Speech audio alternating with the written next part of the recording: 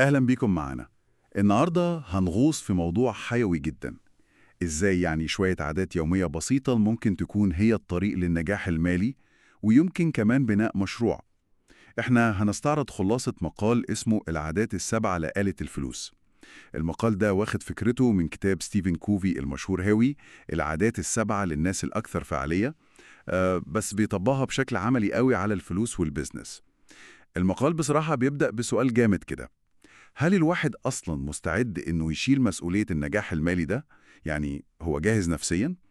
الفكرة الأساسية هنا يعني إن النجاح المالي ده مش صدفة ولا ضربة حظ.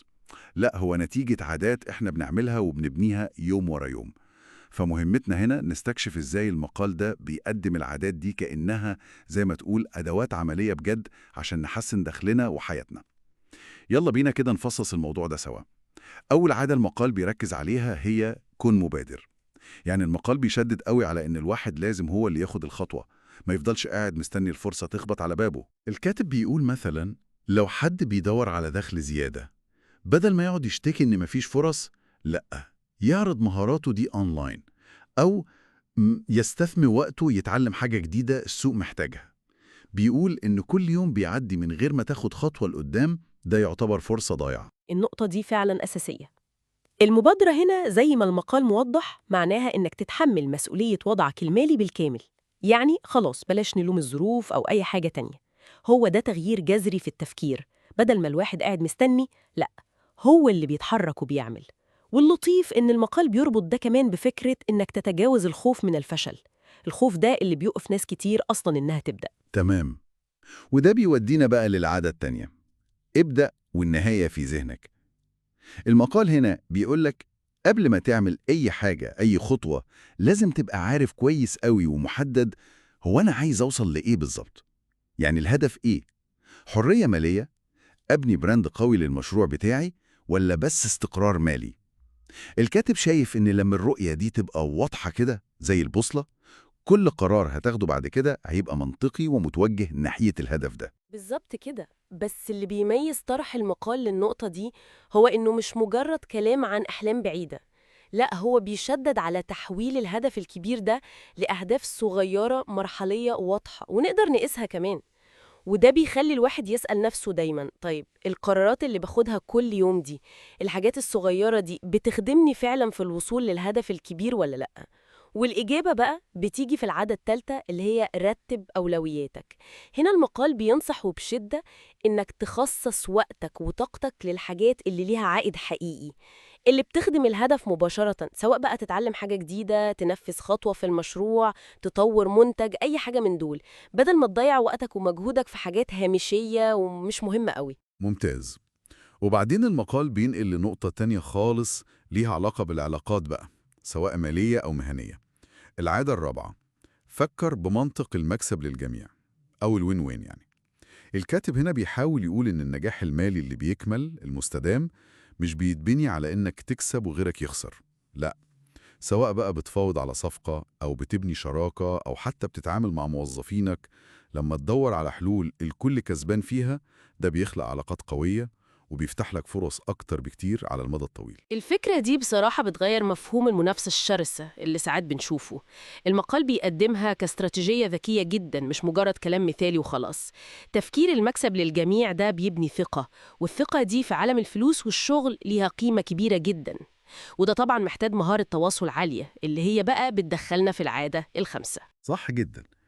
العادة الخامسة هي: اسعى أولا لأن تفهم ثم لأن تفهم. في سياق الفلوس والبزنس بالذات، المقال بيقول إن ده معناه لازم تفهم الأول. تفهم احتياجات السوق، تفهم العميل عايز إيه بالظبط، أو الشريك المحتمل ده بيفكر إزاي. تفهم كل ده بعمق قبل ما تروح تعرض فكرتك أو منتجك أو تقول شروطك. الفهم ده هو الأساس لأي عرض ناجح أو أي حل مبتكر فعلا. بالظبط.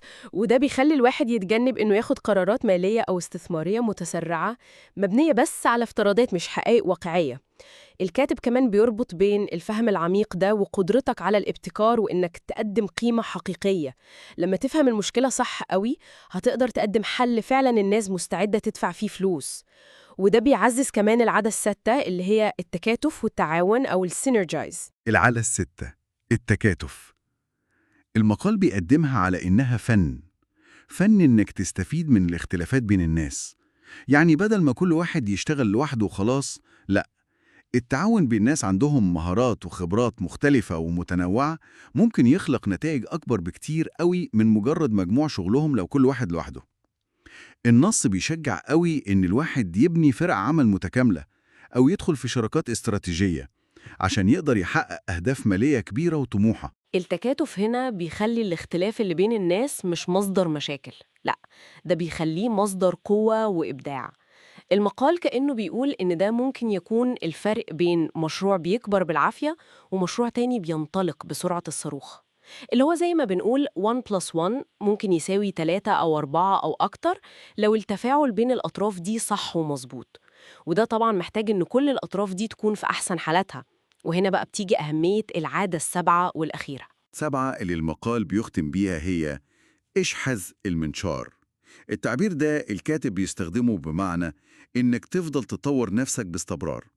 النص بيصر وبيأكد إن الواحد لازم يفضل يتعلم ويقرأ ويجرب ويطور مهاراته طول الوقت. ليه؟ عشان السوق بيتغير بسرعة جدا والتكنولوجيا بتجري، واللي بيقف تطوير نفسه زي ما المقال بيقول كده كأنه بيصدي وبيفقد قيمته في السوق واحدة واحدة. العادة دي فعلا هي أهم استثمار وأطول استثمار الواحد ممكن يعمله، إنه يستثمر في نفسه. والمقال بيربطها بشكل مباشر بالاستدامة المالية. يعني مش كفاية توصل للنجاح وخلاص، لأ، الأهم إنك تحافظ عليه وتنميه كمان. فتخصيص وقت وموارد عشان تطور نفسك باستمرار ده مش رفاهية خالص، لأ، دي ضرورة عشان تضمن إن آلة الفلوس دي تفضل شغالة بكفاءة. وإذا يعني الخلاصة اللي ممكن نطلع بيها من استعراض المقال ده إن العادات السبعة دي مش مجرد شوية نصايح نظرية في التنمية البشرية وخلاص.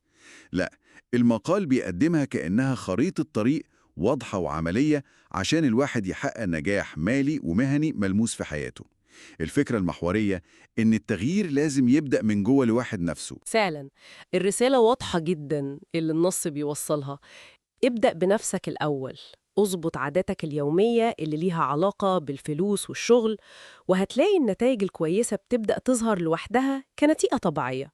بناء الأساس ده بالعادات الصح هو ده اللي بيعمل الفرق الحقيقي بين إن الواحد يتمنى حاجة وبين إنه يحقق أهدافه المالية والمهنية فعلا وبشكل مستمر ومستدام. المقال في الآخر خالص بيقترح إن القارئ يختار عادة واحدة بس، عادة واحدة، ويبدأ يطبقها فوراً. وده بيخلينا نفكر في سؤال أعمق شوية ممكن نطلع بيه من الأفكار دي كلها. يعني بغض النظر هنختار أنهي عادة، إيه هي أصغر خطوة عملية جدا ممكن أي حد فينا ياخدها النهاردة دلوقتي عشان يبدأ يترجم واحدة من العادات دي لواقع حقيقي وملموس في حياته المالية أو المهنية؟